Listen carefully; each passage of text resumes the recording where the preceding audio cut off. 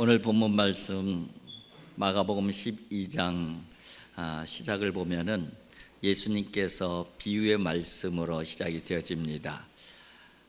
일명 악한 포도나무 포도원 농부 그런 그 제목을 붙일 수 있는 비유의 말씀을 예수님께서 하시죠. 근데 그 예수님의 그 비유의 말씀은 거기에 모여 있는 많은 무리들 중에서 특히 바리새인들과 종교 지도자들도 거기에 많은 사람들이 와 있었는데 그들을 향한 예수님의 비난조의 말씀임을 그들이 이미 잘 알고 있었습니다. 그래서 그 말씀을 마쳤을 때에 좀 어떻게 공격을 하고 싶었지만은 거기에 모인 많은 무리들이 예수님을 워낙 환호하는 그런 상태라서 그 즉석에서는 어떻게 하지 못하고 돌아가게 됩니다. 무리들을 두려워하여서.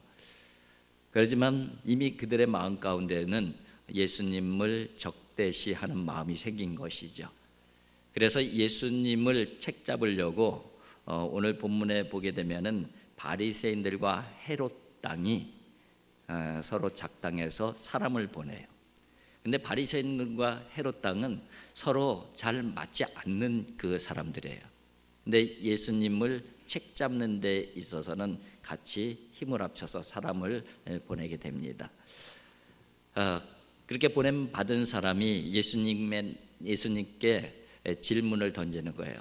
예수님이 난처한 상황에 빠지게 하려고 한 것이죠. 그리고 예수님을 책잡으려고 하는 질문을 던집니다. 가이사에게 세금을 바치는 것이 옳습니까? 세금에 대한 질문을 던져요. 이거 자칫 잘못하게 하면 이제 제대로 걸려드는 것이죠. 가이사에게 세금을 바치는 것이 옳다 그렇게 답변을 하시면은 지금 백성들이 그 세금 문제 때문에 너무너무 수탈을 당해서 고통받고 있는 상황인데 가이사에게 세금을 받는 것을 정당화시키는 그런 내용으로 말씀을 하게 되면은 그게 또 이 무리들에게 아주 큰 문제가 생길 수 있는 그런 요소이죠. 그런가 하면은 가이사에게 세금을 바치지 않아도 된다 이렇게 답변을 하게 되면은 이제 이 로마 지배하에 있는 이 로마의 권력의 정면으로 그 반기를 드는 것이 되기 때문에 이렇게 답변을 해도 문제가 생기고 저렇게 답변을 해도 문제가 생기는 그 질문을 던진 것이죠. 그런데 예수님께서 그 부분을 지혜롭게 해결하시죠. 예수님의 답변은 그렇습니다. 가이사의 것은 가이사에게, 하나님께 것은 하나님께 바치라. 듣고 보니까 할 말이 없는 거예요. 그러고 있다가 듣고 있었던 사두개인 중에 한 사람이 또 질문을 던지는 거예요. 사두개인은 당시에 주로 제사장 가문의 사람들이 사두개파였었고 그들의 신앙은 현실적 신앙이었어요. 그래서 부활에 대해서 믿지도 않았고 또 영적인 것, 초월적인 부분들을 믿지 않는 사람들이었습니다. 그래서 자기들의 부활 없는 믿음, 그 믿음의 정당성을 확보하기 위해서 또 예수님을 또 그 부분에 대해서 또 반기를 들면은 또 그 예수님의 난처한 상황을 만들기 위해서 질문을 던진 것이죠. 그래서 모세의 율법의 형사수치제에 대한 그런 그 배경을 깔고선 질문을 던지는 거예요. 7 형제가 있는데 첫째 형이 결혼해서 그만 죽었어요. 둘째 형이 죽었어요. 7명이 다 죽어서 한 여인이 7명의 형제 다 아내가 되는 거예요. 그러면은 나중에 부활하면 누구의 아내가 되겠습니까? 이런 질문을 던진 것이죠. 그때 예수님께서 부활의 때에는 장가도 아니 가고 시집도 아니 가고 하늘에 있는 천사들과 같으리라. 그렇게 답변을 하시면서 그 상황을 이렇게 지나가게 됩니다. 그런 어떤 논쟁들을 유심히 바라보고 있던 한 사람이 있었어요. 그 사람은 오늘 본문에는 서기관이라고 표현이 되어져 있어요.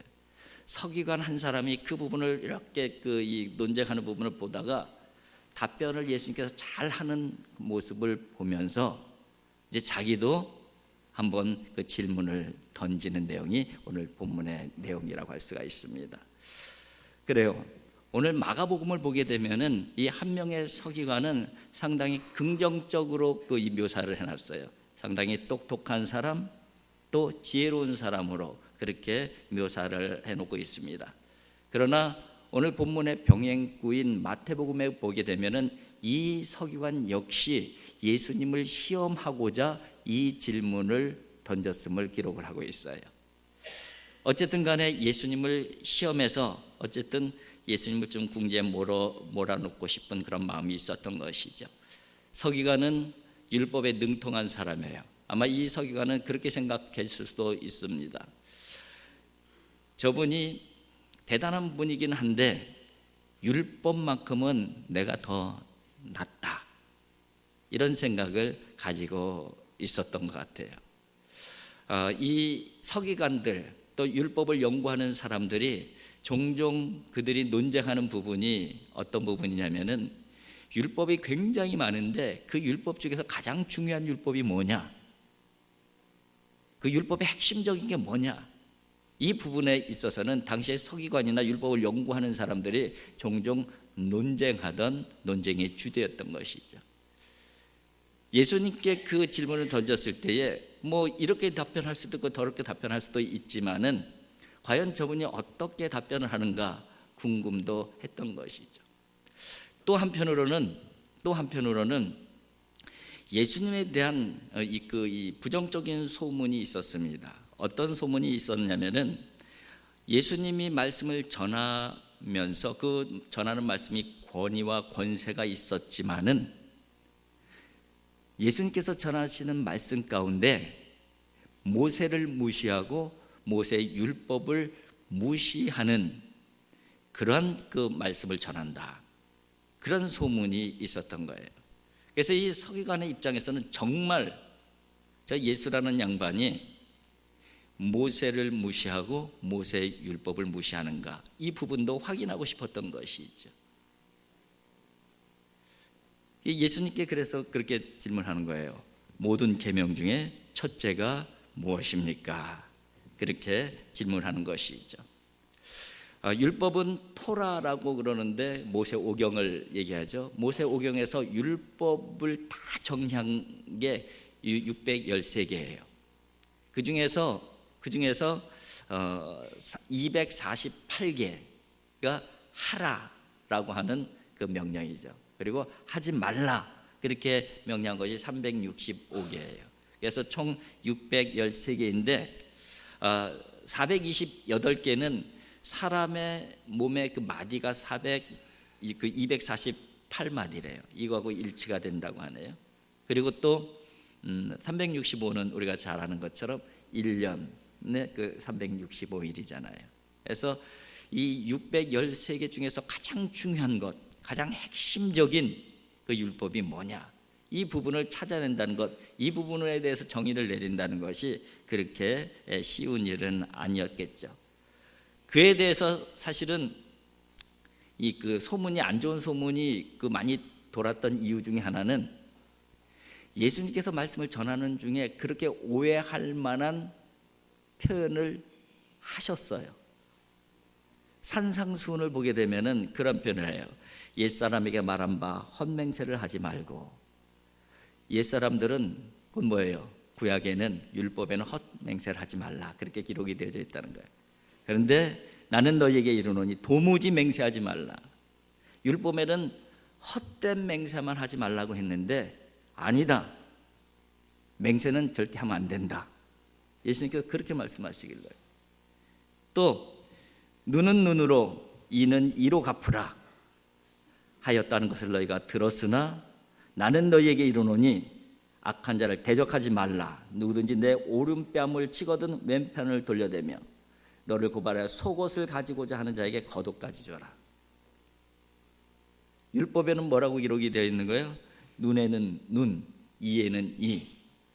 근데 나는 아니다. 악한 자를 대적하지 말라. 오히려 오른뺨을 치면은 왼뺨까지 대라. 속옷을 달라 하면은 겉옷까지 줘라. 이런 투의 예수님의 말씀이 종종 있었던 것이죠. 그러니까는 율법을 연구하는 사람들 입장에서 보면은 말투가 좀 이상하네, 모세를 좀 무시하는 것 같네, 모세 율법을 함부로 다루는 것 같네, 이런 오해를 샀던 것이죠. 그 부분에 대해서 예수님께서 명쾌하게 설명을 하셔요. 뭐라고 설명하시냐면은 나는 율법을 폐하러 온 것이 아니라 율법을 완성하러 왔다, 그렇게 말씀을 하시죠. 그러나 그것을 갖다가 오해하는 많은 사람들이 있었던 것이에요. 그래서 이제 그런 여러 가지 배경들을 깔고선 한 서기관이 예수님께 율법 중에서 가장 중요한 게 첫 번째가 뭡니까? 그렇게 질문을 한 거예요. 그에 대해서 예수님께서 오늘 본문 말씀에 대답을 한 것이죠. 근데 한마디로 뭐를 말씀하신 거예요? 율법의 최고는 사랑이다, 그렇게 말씀하신 거예요. 그 사랑에는 두 가지가 있다. 하나는 하나님을 사랑하는 것이고 하나는 이웃을 사랑하는 것이다, 그렇게 정리를 하신 거예요. 613가지 그 율법을 꽉 짜갖고선 짜면은 뭐가 나온다는 거예요? 사랑이 나온다는 거예요. 그래서 사랑이 빠진 신앙은 겉껍데기의 신앙이다, 그렇게 말씀을 한 것이죠. 그래서 예수님께서 자기가 모세 율법을 무시한다는 그런 그 소문들을 예수님께서도 모를 리가 없으셨기 때문에 이 말씀을 하실 때에 율법의 그릇에 사랑을 담는 거예요. 오늘 본문 말씀을 보면 이렇게 되어져 있습니다. 29절에 예수께서 대답하시되 첫째는 이것이니 이스라엘아 들으라, 주 곧 우리 하나님은 유일한 주시니라. 그러면서 내 마음을 다하고 목숨을 다하고 뜻을 다하고 힘을 다하여 주 너의 하나님을 사랑하라 하신 것이요. 하나님을 사랑하라, 그렇게 말씀하시면서 이 앞에 한 구절을 더 덧붙이죠. 이스라엘아 들으라, 주 곧 우리 하나님은 유일한 주시니라. 이것이 어디에 나오는 거예요? 신명기, 쉐마잖아요. 쉐마. 이스라엘 들으라. 신명기 6장 4절을 먼저 말씀하셔요. 왜 이 말씀을 말씀하셨을까요? 먼저 나는 율법을 무시하는 사람이 아니다 하는 부분들을 그 안에 담는 거예요. 그리고 또 이웃을 사랑하라는 이 말씀 자체는 레위기 말씀을 그대로 사용하셔요. 레위기 말씀. 레위기 19장 18절 원수를 갚지 말며 동포를 원망하지 말며 내 이웃 사랑하기를 내 자신과 같이 사랑하라, 나는 여호와이니라. 레위기 말씀을 그대로 인용하시면서 이웃 사랑에 대한 말씀을 하실 때에 내가 율법을 무시하고 막 하는 얘기가 아니다.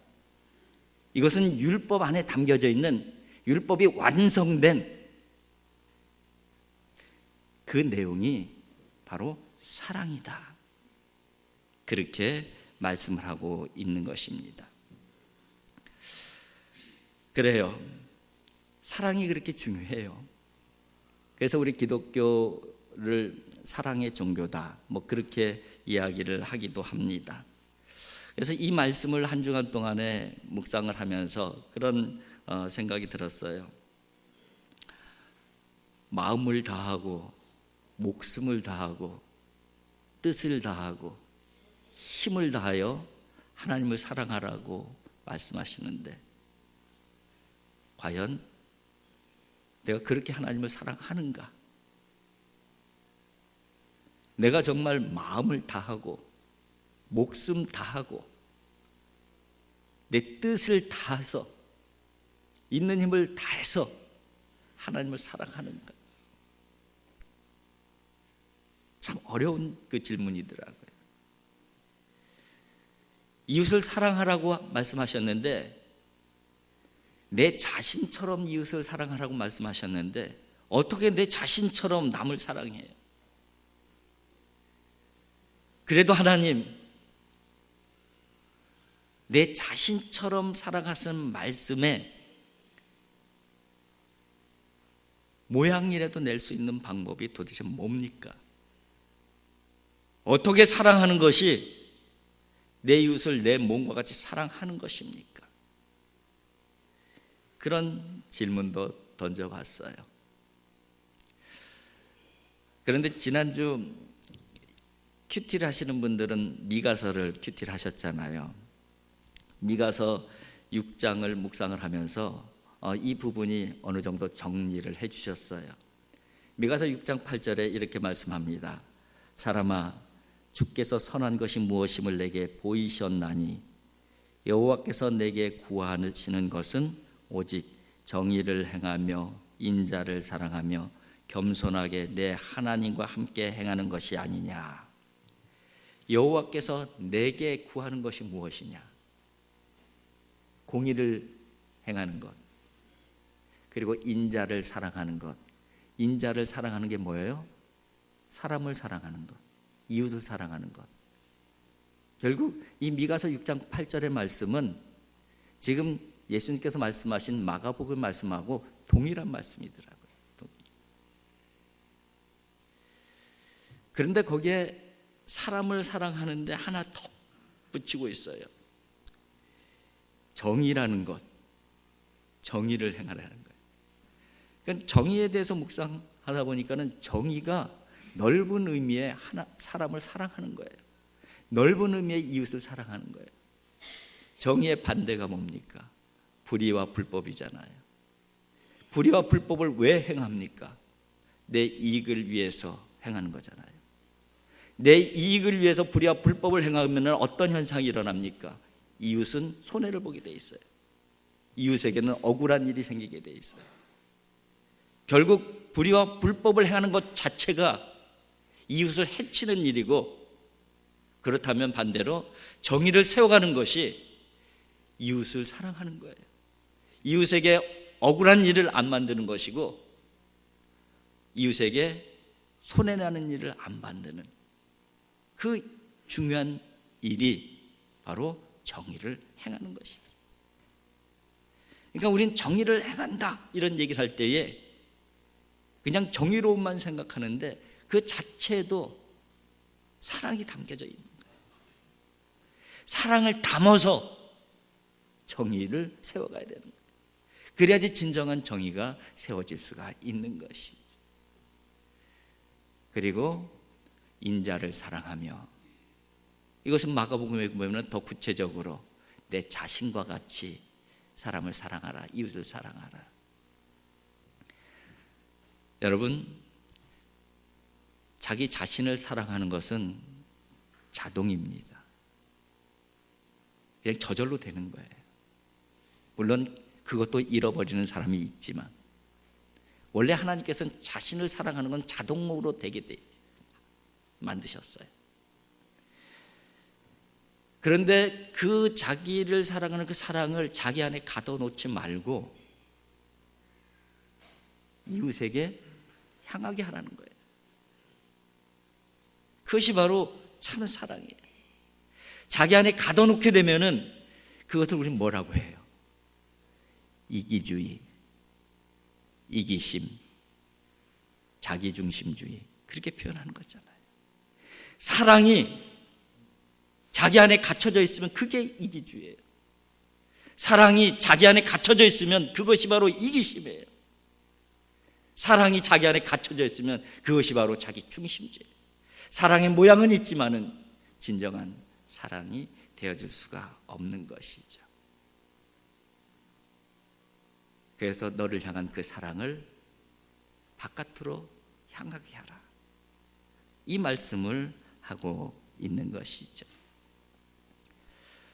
하나님의 사랑에 대해서는 미가서를 보면은 이렇게 돼 있어요. 겸손하게 내 하나님과 함께 행하는 것이 아니냐. 겸손하게 하나님과 함께 행하는 것, 이게 바로 하나님을 사랑하는 것들은. 하나님 앞에서 겸손하다는 것이 뭐를 의미할까요? 하나님을 하나님으로 인정해 드리는 것, 그게 바로 하나님 앞에서 겸손이에요. 내가 하나님이 안 되는 것, 그게 바로 하나님 앞에 겸손이죠. 그리고 하나님과 함께 행하는 것, 함께라고 하는 단어 가운데 사랑이 담겨져 있는 거예요.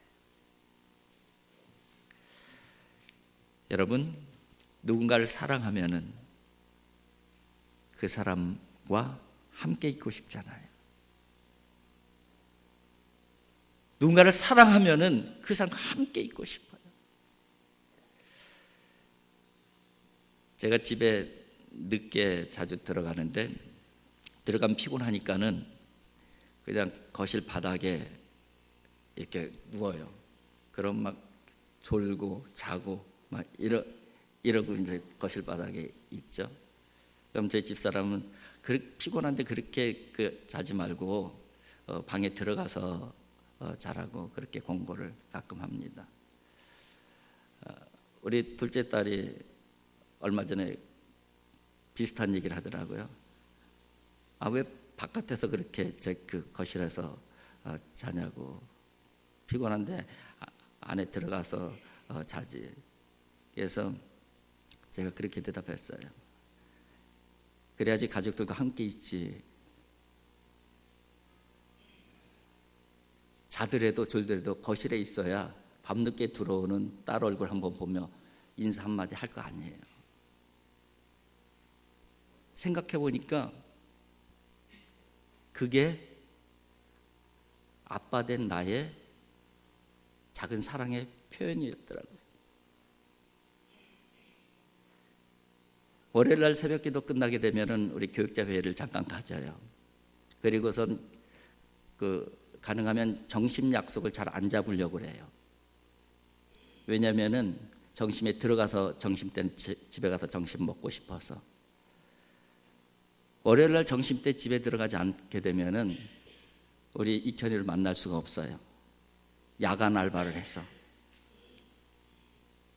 그래서 가능하면 약속을 안 잡는 거예요. 그래서 들어가면은 얼굴 한번 볼 수 있는 것이죠. 밥 한 끼 같이 먹을 수 있는 거예요. 그게 뭐겠어요? 그게 아들을 향하는 아버지의 사랑이 아니겠습니까? 우리 큰애가 지금 유학 가 있는데 유학 가기 전에는 제가 아침에 새벽 기도 끝나면은 8시 되면은 항상 집에 들어가서 밥을 먹고 나왔어요.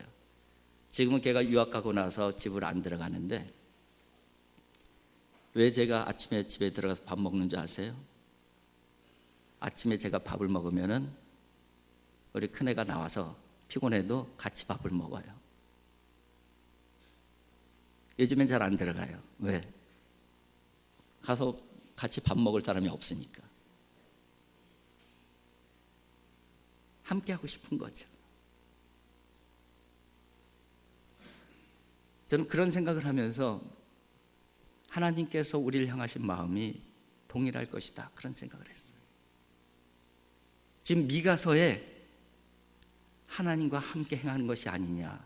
그 의미가 그렇게 저한테 다가왔어요. 그렇게. 하나님께서 함께 하고 싶어 하셔요. 그래서 하늘의 하나님께서 우리를 찾아오신 거잖아요. 그것이 바로 임마누엘 하나님이시잖아요.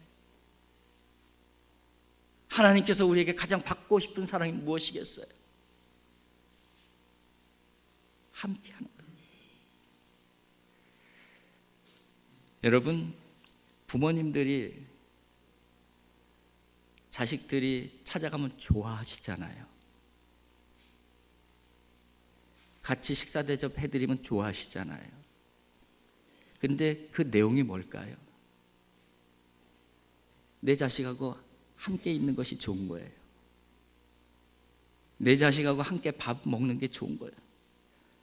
어머니 아버지 입장에서는 그게 자식들이 당신들을 사랑하는 사랑의 표현이라고 생각하시는 것이겠죠. 하나님도 그러시지 않겠어요? 미가서 6장을 보면 그 앞부분에 나와 있는 부분이 어떤 내용이냐면요, 하나님께서 기뻐하시는 것이 뭐냐, 그러면서 기뻐하시지 않는 부분에 대해서 언급을 하셔요. 그 기뻐하지 않는 부분이 뭘까요? 기뻐하지 않는 것. 1년 된 송아지냐, 천천의 수양이냐, 만만의 강물 같은 기름이냐. 내가 그런 것들 기뻐하지 아니한다. 그럼 내가 뭐를 기뻐하느냐? 내가 너희들에게 구하는 것은 정의를 세우는 것이며 인자를 사랑하는 것이며, 그리고 아울러서 겸손하게 하나님과 함께 행하는 것이 아니냐, 그렇게 말씀하고 있어요.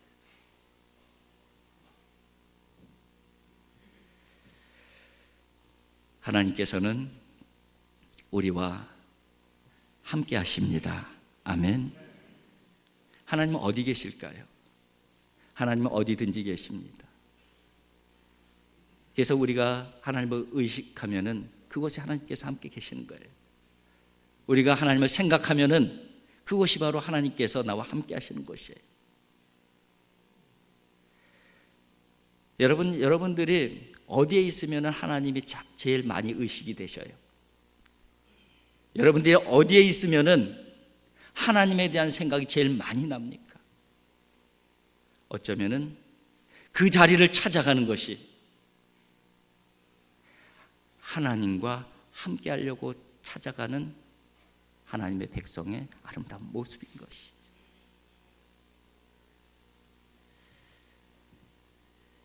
자기를 사랑하는 것은 자동입니다. 자기를 향하는 그 사랑을 다른 존재에게 향하게 하는 것, 그게 참 사랑이에요.